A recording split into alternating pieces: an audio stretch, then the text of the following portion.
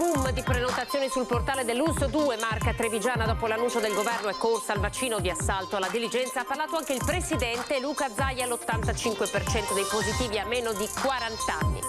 2 ragazzi sono stati ricoverati nella notte a Belluno per Covid, uno a 27 anni, l'altro 28. L'attenzione deve rimanere massima, dicono dall'ULSS 1 Dolomiti. Il Green Pass divide cittadini e imprenditori. A Treviso le posizioni sono differenziate tra chi plaude all'iniziativa e chi parla di caos. Palestre e piscine sono in ansia, così rischiamo di perdere i giovani. Via libera il Green Pass, ma le discoteche restano ancora chiuse. Uno stop che mette in ginocchio il comparto. I gestori, a cominciare dal trevigiano Venerandi, sono pronti a chiedere i danni al governo. Mezzogiorno di paura in una fabbrica a Oderzo, dove un uomo è caduto dalla copertura. Sul posto anche l'elicottero del 118. Fortunatamente l'operaio non è in pericolo di vita. 30.000 litri di alcol denaturato sono stati sequestrati dalla Guardia di Finanza di Treviso a Roncade. Erano destinati al contrabbando di gel igienizzante, fenomeno che fa sempre più gola al crimine organizzato. Ladro di biancheria in azione a Spresiano, porta via indumenti dagli stendini, apre le portiere delle auto in sosta, catturato dalle telecamere alle ore contate.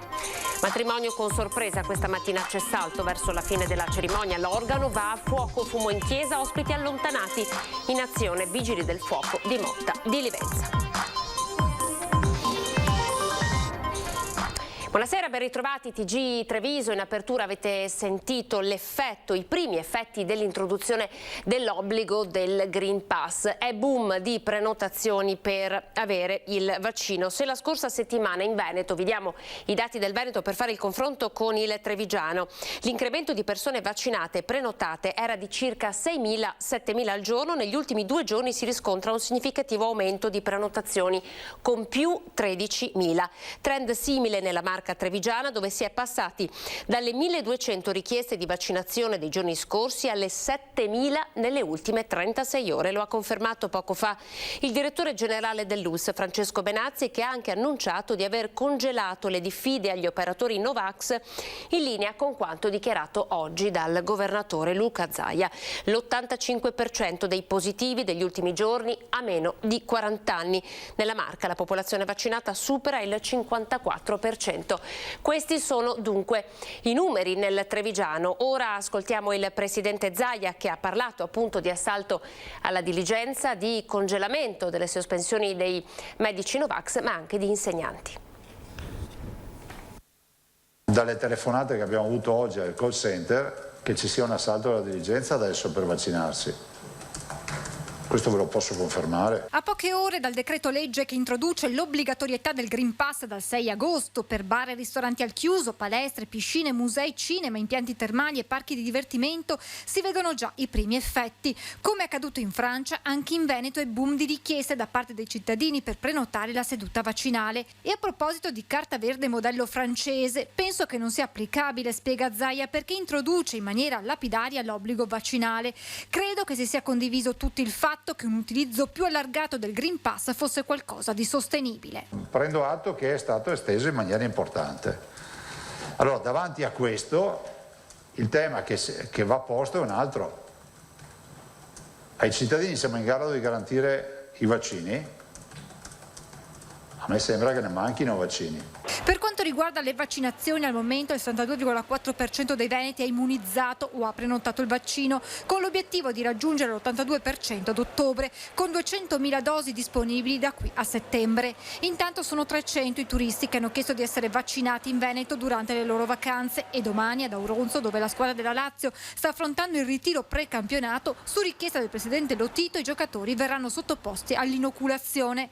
L'importanza della vaccinazione sta nei numeri che arrivano da un monitoraggio negli ultimi giorni su 160 pazienti colpiti da variante Delta e movimentati nei nostri ospedali. Su 160 pazienti che abbiamo valutato, ricoverati, vi do solo i non vaccinati erano 144. I vaccinati con una dose 16, con 2 dosi 0. La variante Delta è al momento quella predominante. Su 280 sequenziazioni, 226 sono risultate positive a questa mutazione e solo 22 alla alfa.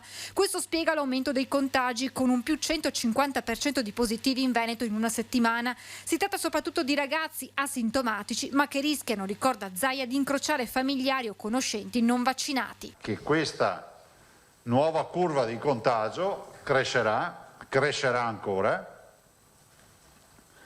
questo è poco ma sicuro, ha delle caratteristiche che sono particolari. Le classi di età più, diciamo, rappresentative dal punto di vista del contagio sono i nati dal 1999 al 2004. Con un R con T a 1,79, un'incidenza di 68,9 casi ogni 100.000 abitanti, il Veneto rientrerebbe nella fascia gialla, ma con la revisione dei parametri da parte della cabina di regia a pesare oggi è l'ospedalizzazione. Nella nostra regione c'è un'occupazione dell'1% sia di terapie intensive che area medica. Ricordiamo che per il passaggio in fascia gialla è necessario superare per 3 settimane il valore di 50 positivi su 100.000 abitanti e a quel punto ci sarà un cambio di zona con un 10% di terapie intensive e un 15% di area medica occupate. Al cittadino interessa dire che noi non siamo da cambiamento di zona con questi nuovi parametri. Ultime 2 considerazioni fatte dal presidente Zaia per quanto riguarda il personale sanitario non ancora vaccinato e gli operatori della scuola.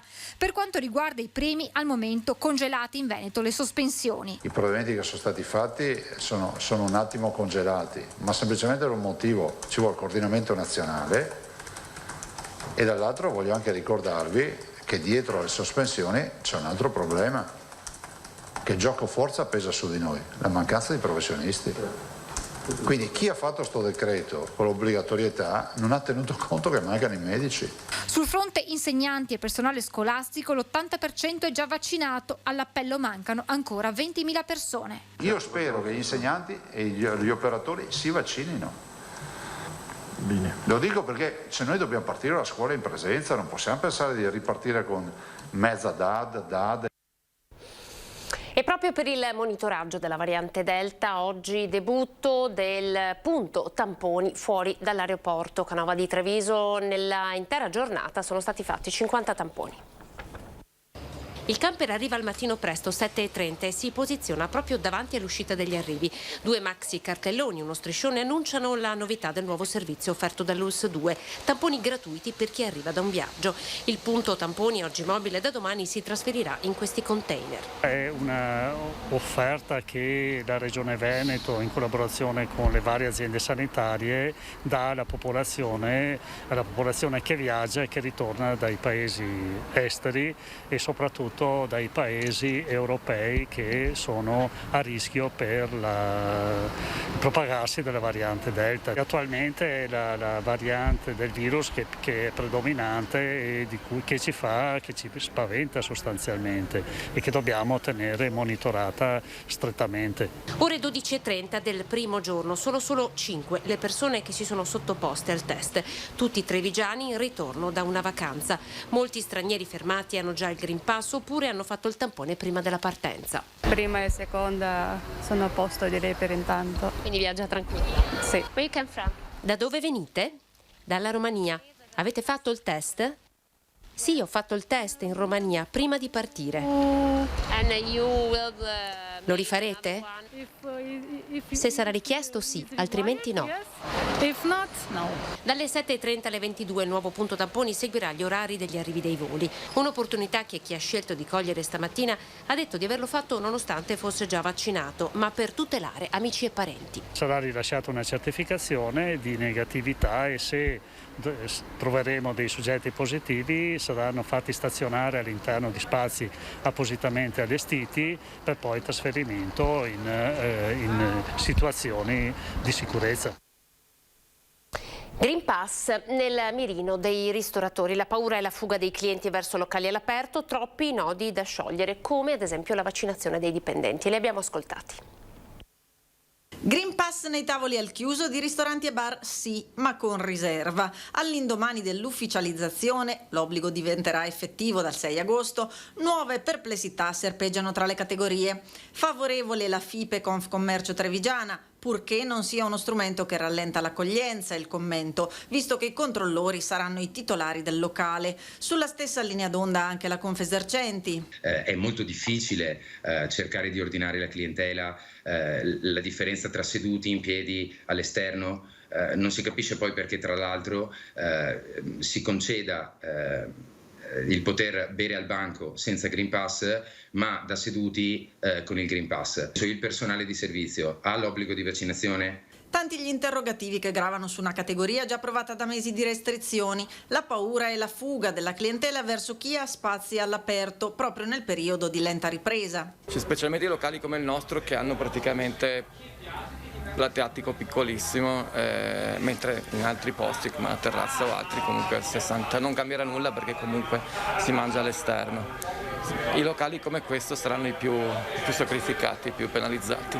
E poi le lungaggini nell'adempimento del controllo, per cui i gestori si auspicano che il cliente arrivi già preparato. Spero che la gente quando va fuori a mangiare arrivi preparata, nel senso io ce l'ho già scaricato, apro e se entro in un locale per mangiare la prima cosa che faccio è farlo vedere. Il problema sarà magari con la gente un po' più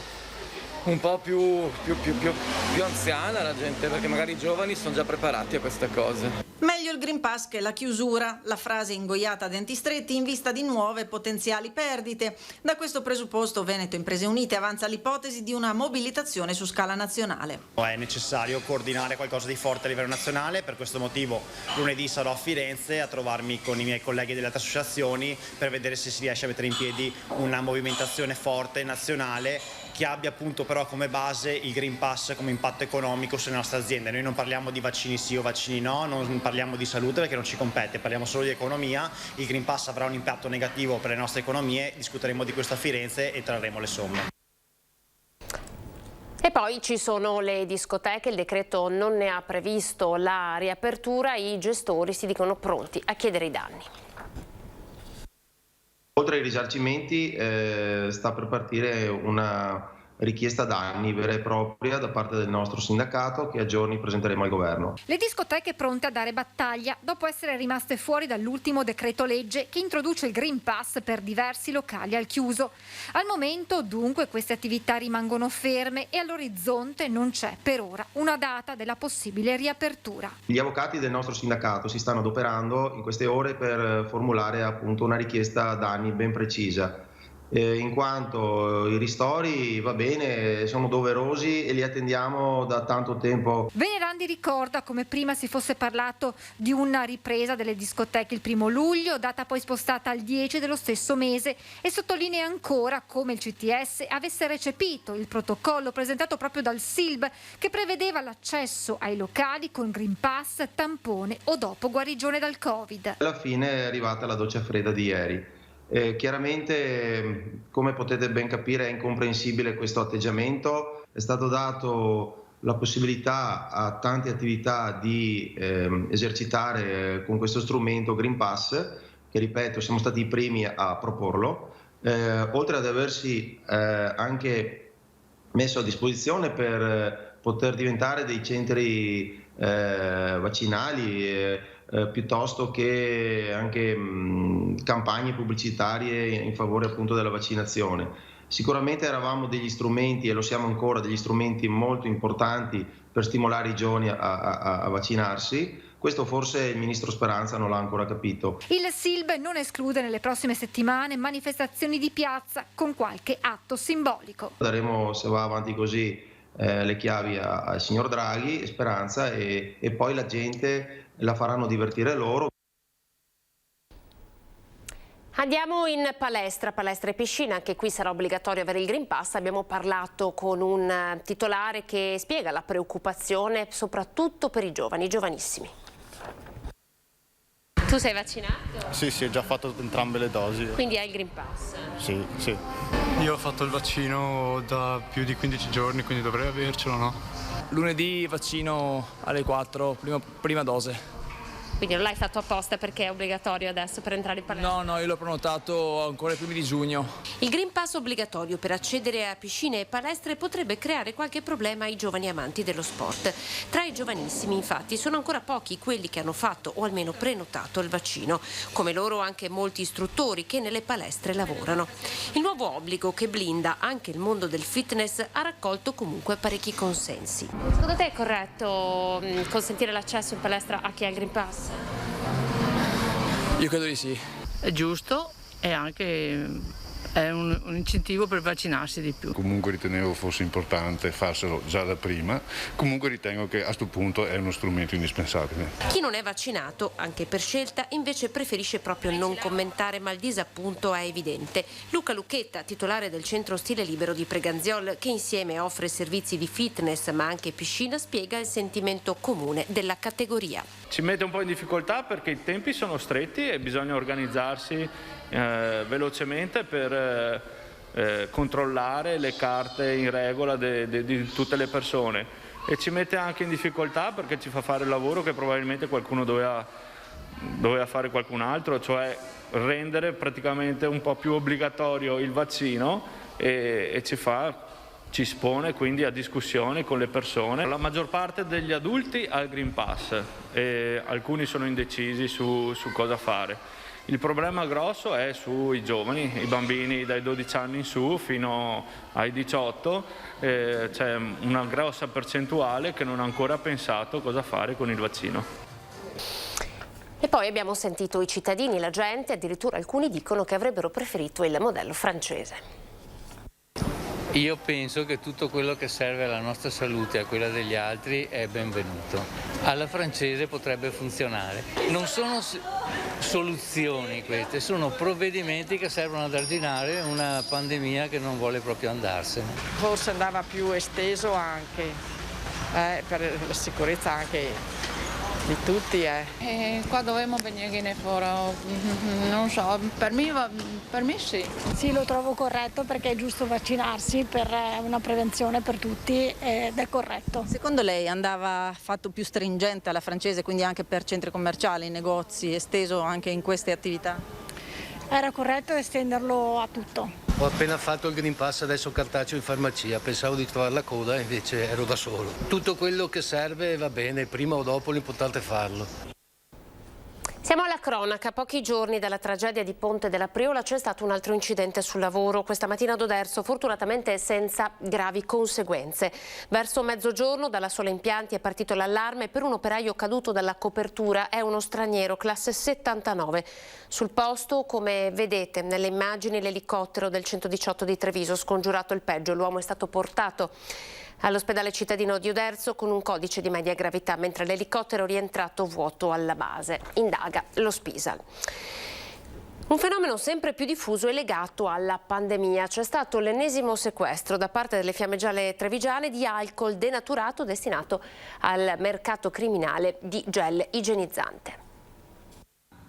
Era stato spacciato per semplice liquido lavavetri concentrato, in realtà era alcol denaturato destinato al mercato parallelo e sempre più esteso dei gel igienizzanti, fenomeno esploso con la pandemia. L'ultima scoperta qualche giorno fa, quando le Fiamme Gialle del Comando Provinciale di Treviso hanno intercettato a Roncade un tir proveniente dalla Polonia e diretto sulla carta Roma in una ditta all'ingrosso di ricambi per autoveicoli, che si è poi scoperto essere intestata a un pluripregiudicato per truffa evasore pressoché totale. Il mezzo trasportava circa 30.000 litri di liquido che solo dopo attente analisi di laboratorio sono risultati essere alcol denaturato destinato a una realtà dell'Interland napoletano.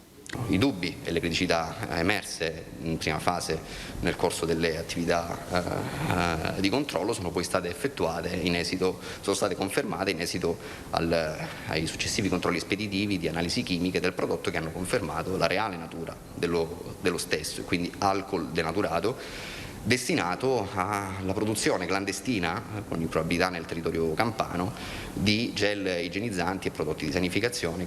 Il carico è stato sequestrato insieme al mezzo in vista della futura confisca, mentre l'autista e l'importatore sono stati denunciati per contrabbando di prodotti alcolici e irregolarità nella circolazione. Contestazioni sempre più frequenti, un vero e proprio business che fa gola alla criminalità. Abbiamo notato che tra il 2019 e il 2020 il transito di adorticolati dalle tratte autostradali trevigiane è aumentato del circa 40%, e questo ulteriore dato è in aumento anche nel corso del primo semestre del 2021. Questo ci fa pensare e ci conferma che effettivamente è in questo momento uno dei principali business da parte delle consorterie criminali. Ora andiamo a Spresiano. Nei giorni scorsi un ladro ha portato via la biancheria dagli stendini e ha aperto diverse automobili. Pare però che abbia dimenticato sul posto le scarpe. Entrare in casa no, tutti all'esterno. Mi hanno rubato tutto, indumenti, tutto quello che trovavano, tutto. Sì, roba anche un po' strana perché gli residenti... Anche quelli sporchi. Per la signora Paola, tra i residenti di via Arche Aspresiano derubati nei giorni scorsi, chi si è introdotto nella loro proprietà è un disperato oppure un vagabondo. In una notte intera, però, diverse famiglie si sono viste aprire le auto, portare via documenti e navigatore satellitare, rompere specchietti.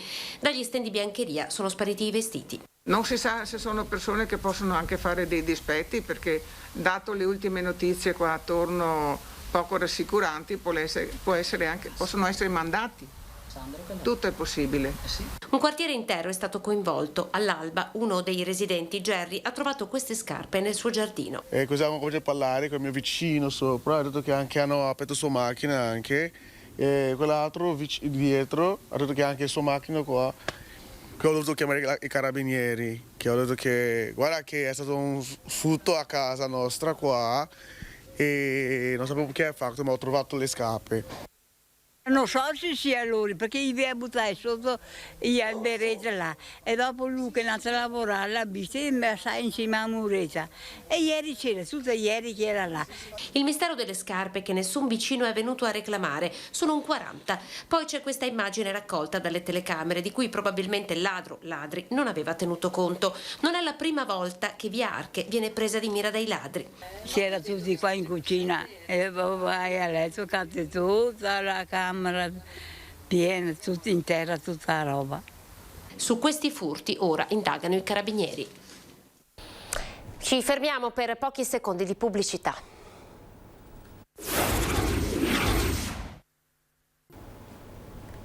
Ben ritrovati, ancora un'operazione contro il lavoro nero nella Marca. Questa volta andiamo in una fabbrica tessile di Villorba. L'operazione è stata condotta dai carabinieri. 9 lavoratori completamente in nero, 3 di nazionalità cinese, 3 pakistani, 3 del Bangladesh, sono stati scoperti in una fabbrica di abbigliamento di Villorba guidata da un'imprenditrice cinese di 50 anni e questo su un'azienda che di dipendenti ne contava in totale 21, tutti addetti al confezionamento. Questo l'esito di un controllo congiunto dei carabinieri del nucleo ispettorato del lavoro di Treviso con i militari del comando provinciale, da tempo impegnati in una serie di controlli e verifiche sul territorio contro il fenomeno del lavoro in nero o irregolare. Nella fabbrica cinese però le problematiche non riguardavano soltanto la manodopera ma anche il rispetto delle normative anti-Covid. Nessuna informativa era stata diffusa tra i lavoratori e mancavano i presidi di protezione fondamentali come l'igienizzante per le mani. L'attività è stata così sospesa e la titolare sanzionata pesantemente per oltre 45.000 euro. A Vittorio Veneto invece è stato deferito in stato di libertà un 38enne di origini macedoni, titolare di una ditta edile che in concorso con il suo consulente coneglianese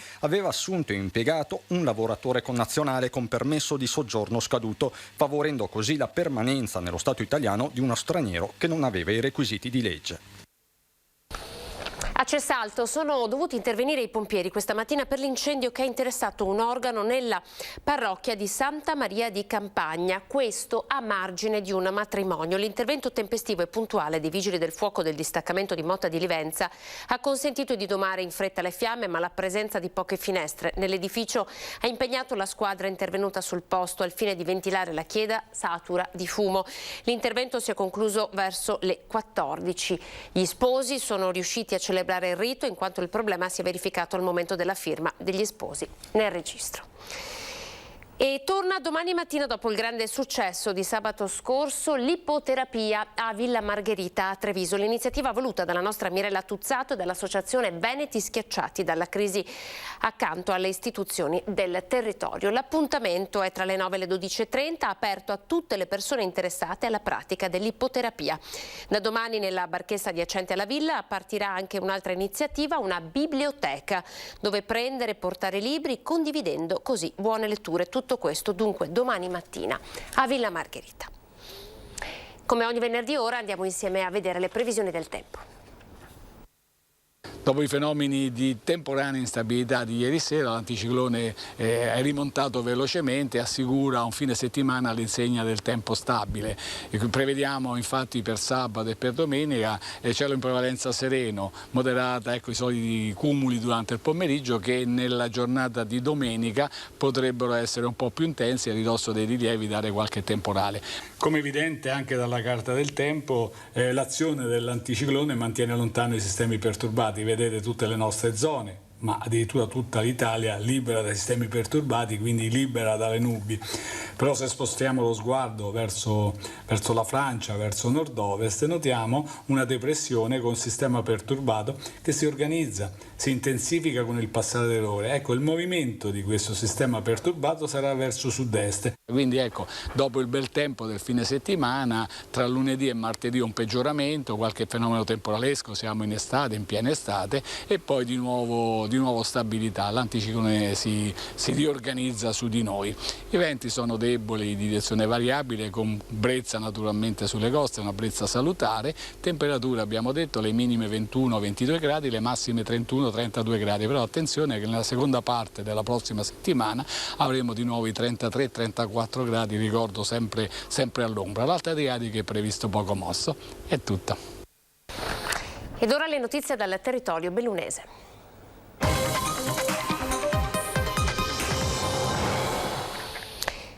Sale a 142 il numero delle persone Covid positive in provincia di Belluno e purtroppo nella notte per 2 giovani di 27 e 28 anni si è reso necessario il ricovero in ospedale.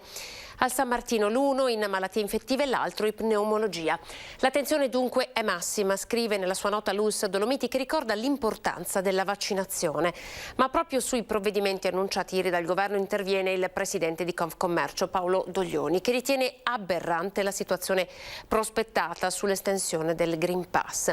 Caricare su baristi, ristoratori e albergatori l'obbligo di controllare gli avventori che si siedono al tavolo per un cappuccino significa dare loro le responsabilità che non competono. Doglioni parla già di disdette di prenotazioni negli alberghi e auspica una presa di consapevolezza di tutto ciò da parte del governo e un sano dietrofront.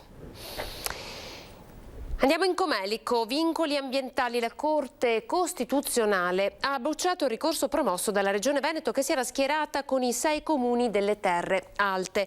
Una follia, commenta l'assessore Giampaolo Bottaccino. Direi che siamo alla follia, è la conferma del fatto che decide tutto lo Stato e le regioni contano molto poco, parlo delle regioni straordinarie naturalmente. Schiaffo alle terre alte e schiaffo alla montagna. La conferma dei vincoli imposti da Roma ai comuni del Comelico e di Auronzo non si può definire in altro modo. La Corte Costituzionale ha sentenziato che le regioni non possono pianificare lo sviluppo del proprio territorio con scelte di carattere urbanistico se queste non sono rispettose dei vincoli posti dallo Stato per tutelare i beni di valore paesaggistico e che lo Stato può adottare la dichiarazione di interesse paesaggistico di un'area anche quando la regione è contraria. Finisce al momento 1-0 la battaglia ingaggiata per scongiurare quelle briglie che oggi hanno assunto la forma di vere e proprie catene. Noi siamo l'unico paese al mondo che per tagliare un albero in un corso d'acqua abbiamo la necessità di chiedere l'autorizzazione paesaggistica alla soprintendenza che dipende dal Ministero dei Beni Culturali. Quando io lo racconto in giro per il mondo si mettono a ridere, in realtà c'è poco da ridere perché stiamo parlando di sicurezza e incolumità pubblica. La conferma dei vincoli mette a rischio non solo l'attività di manutenzione del territorio, ma va letta anche in chiave di spopolamento della montagna. Credo che l'uomo faccia parte integrante dell'ambiente e quindi debba averne rispetto, ma debba poterci anche vivere. La decisione della consulta certamente condizionerà il progetto del collegamento sciistico fra il Comelico e la Valpusseria. Altri ricorsi sono pendenti, ma di sicuro questa decisione ha posto un principio che difficilmente potrà essere scalfito. Le immagini sono ridotte, insomma, lo dico già da subito, la tutela dell'ambiente e dei beni culturali è, lo ribadisco, una competenza legislativa esclusiva statale, ma è una delle competenze che può essere trasferita alle regioni. A Trento e Bolzano ce l'hanno loro questa competenza e questa situazione non si sarebbe venuta a creare. Dal Comelico andiamo nel Feltrino per raccontarvi la protesta degli abitanti di Anzù. Qui finisce Canal, una piccola frazione di Feltre, una settantina di abitanti che protestano perché questa è l'unica strada per entrare e per uscire.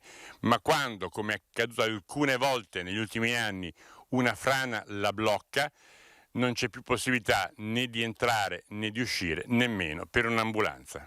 Ma chiediamo essenzialmente una seconda uscita per il paese, in quanto abbiamo solo un'entrata e chiaramente una sola uscita, con una strada che muore sul Piave, e quindi in caso di emergenza, come purtroppo succede spesso in questi ultimi periodi, mi riferisco ad emergenze ambientali, ma possono essere anche poi chiaramente emergenze sanitarie, in alcuni casi succede che la strada rimane chiusa e quindi non abbiamo nessun altro tipo di accesso o di uscita per il paese. 70 anime, ma una comunità che cresce. Negli anni 70 gli abitanti di Canal erano scesi fino a 35. Ora le case sono quasi tutte restaurate, sono nati dei bambini, ma il problema resta. Le frane non sono una rarità e quando sono capitate la frazione è rimasta isolata per un paio di giorni. Questo è il punto dove vorremmo un ponte, ma semplicemente perché qui c'era già un ponte che purtroppo con l'alluvione del 966 è stato dichiarato inagibile e successivamente è stato asportato, abbattuto e portato via. Si possono ancora vedere alcuni resti delle campate del ponte. Servirebbe un passaggio sopra il Sonna, magari dove il ponte c'era, perché sull'altra sponda c'è già un sottopasso. L'amministrazione feltrina comprende, ma è costretta a fare i conti con la realtà delle casse comunali. Noi abbiamo fatto richiesta esplicita di finanziamento per la realizzazione di un ponte Ibellis a servizio dell'abitato di Canal, quindi potrebbe essere una seconda via di accesso alla frazione. Staremo a vedere se le risorse arriveranno, non ci tiriamo indietro, diversamente bisognerà essere capaci di fare rientrare tra le priorità anche il nuovo accesso a Canal. Prima di chiudere l'intervento del SUEM di Pieve di Cadore sui lastoni di Formin per un alpinista travolto da una scarica di sassi rimasto ferito che ha chiesto aiuto. Intorno alle 14:15 la centrale del SUEM è stata allertata. Aveva riportato l'alpinista un trauma alla mano, colpito dunque da una scarica di sassi mentre stava scalando la via Love My Dog. L'elicottero è intervenuto dopo aver individuato questo cittadino belga di 35 anni che faceva parte di una cordata di 3 scalatori. Lo ha recuperato calando il tecnico di soccorso con un vericello di 25 metri. L'infortunato è stato accompagnato all'ospedale di Belluno. È tutto per questa edizione, grazie per essere stati in nostra compagnia. Le previsioni del tempo. Arrivederci.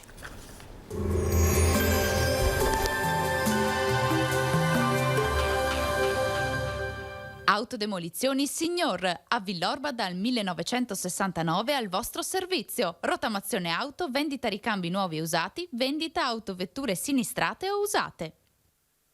Benvenuti al Meteo. In Veneto per sabato 24 luglio il tempo si manterrà variabile, specie sulle zone montane e pedemontane. Piogge solo occasionali, minime dai 19 gradi di Belluno, massime fino ai 34 di Verona e Rovigo. Per lo più nuvoloso anche in Friuli Venezia Giulia, con schiarite più ampie lungo le coste. Temperature minime intorno ai 20, massime fino a 31. Mare da calmo a poco mosso. Tempo instabile anche in Trentino Alto Adige, dove non si escludono piogge nel tardo pomeriggio sera. Temporali previsti soprattutto in provincia di Trento. Temperature minime da 17 gradi, le massime invece potranno toccare i 34 gradi. Dal Meteo è tutto, arrivederci.